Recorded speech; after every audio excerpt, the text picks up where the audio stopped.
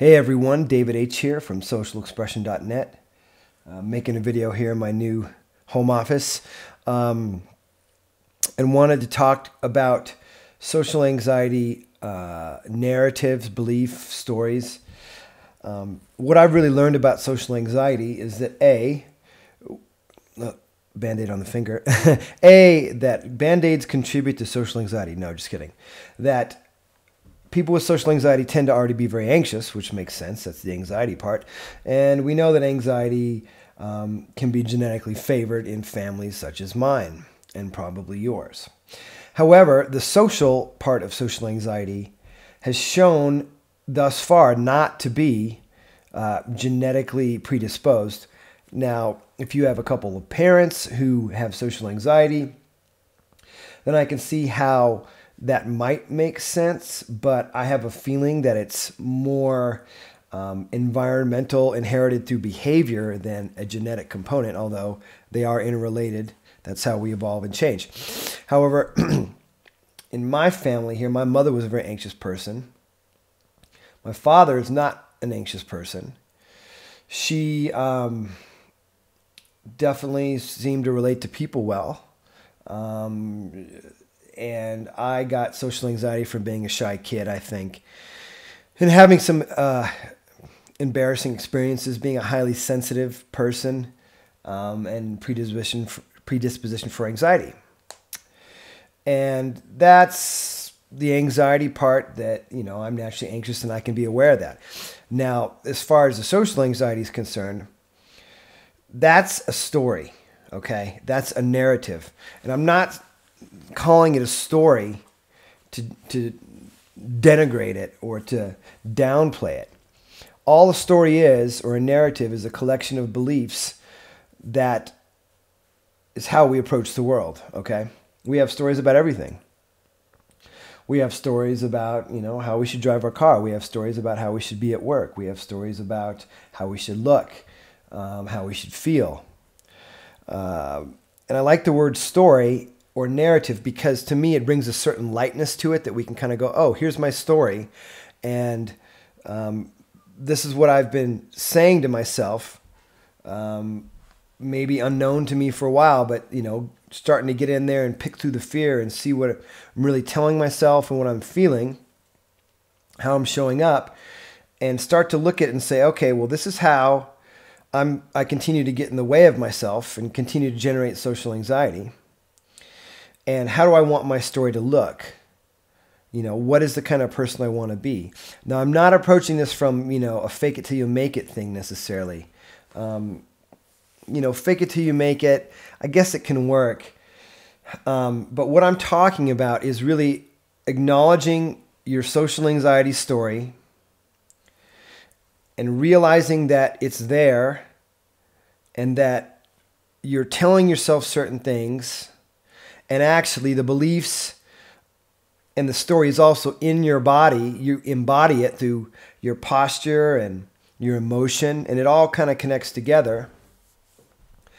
And being aware of that and saying, okay, here's my story, and given this story, this is how I'm going to operate if I follow the social anxiety story or a particular belief, like people are always judging me, or they think I'm weird, etc., etc.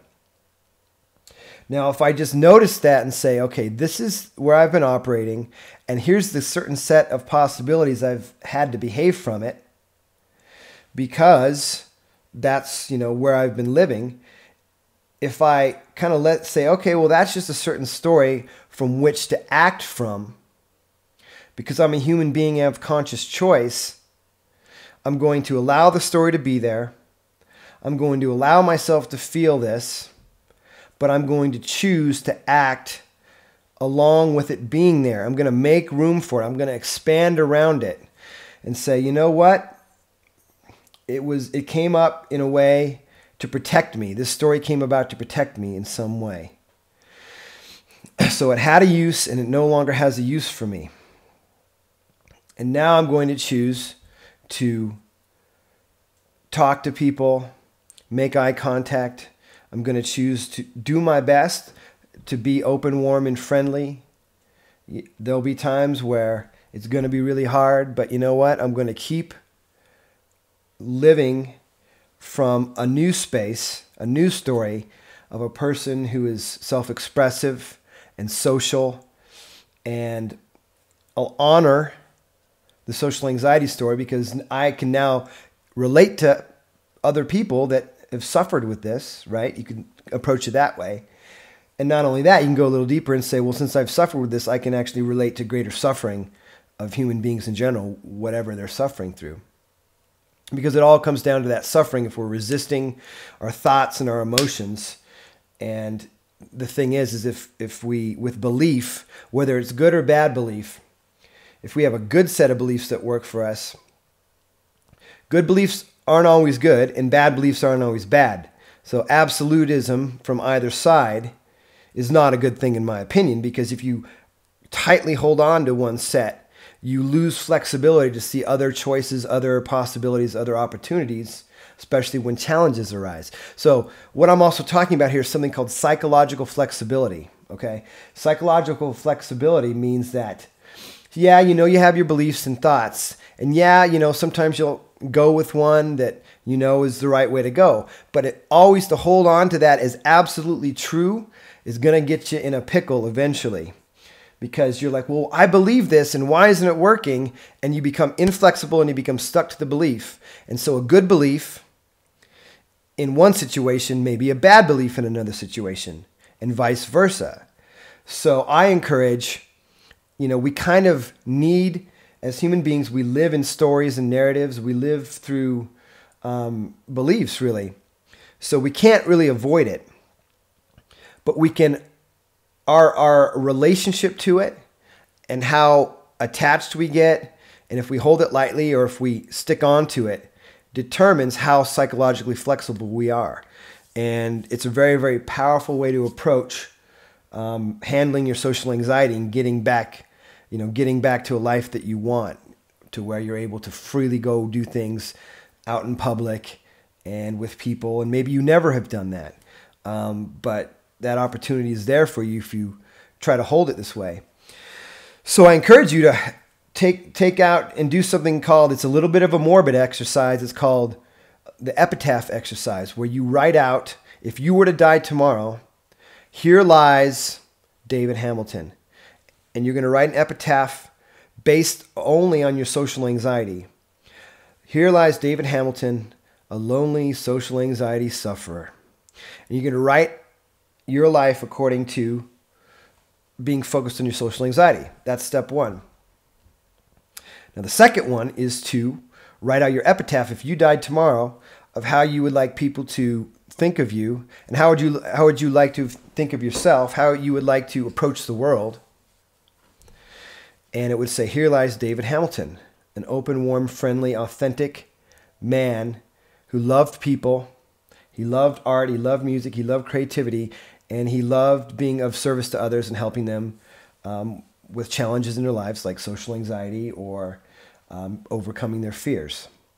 That's a little bit long of a title. And then you would write out, what people might be saying at your funeral, and how you would like to have led your life. It's a very, very powerful exercise, and it's all about how living a life of what is based on what you value versus a life focused on getting away, handling and managing your social anxiety. So I encourage you to try it. Right now, today, I was also making a lesson all about beliefs and how it works with us as humans and how it works with social anxiety. A lesson from my Dissolve Your Social Anxiety course, which is coming out beginning April. And it inspired me to make this video because I really, really saw the power of the narrative and the story. And, just how much we love TV shows and radio and even computer games now and movies and books. And we get so into stories, and there's a lot of emotion and power in them. So even though I talk a lot about mindfulness and kind of detaching from your thoughts, there still is an element that we live in narratives, in a story, in how we show up in the world as human beings. certainly because we use language, which is a very, very powerful communicator of story, and the images within language, and the emotion that we can put in language. So anyways, I just thought that was an important maybe understanding that I've come across to throw out there to you guys, to hear what you guys have to think.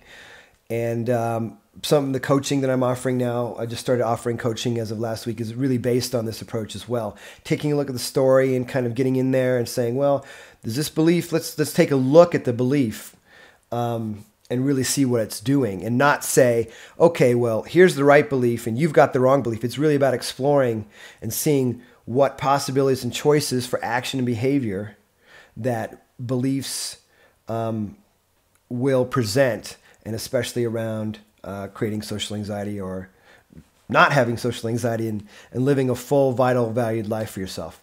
Okay, so thanks for watching. As always, subscribe to the YouTube channel up above here somewhere if you'd like. And socialexpression.net is my blog.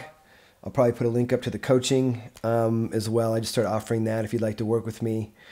And any questions, comments, or feedback, please leave notes below, leave comments below. And until next video, take care. Bye.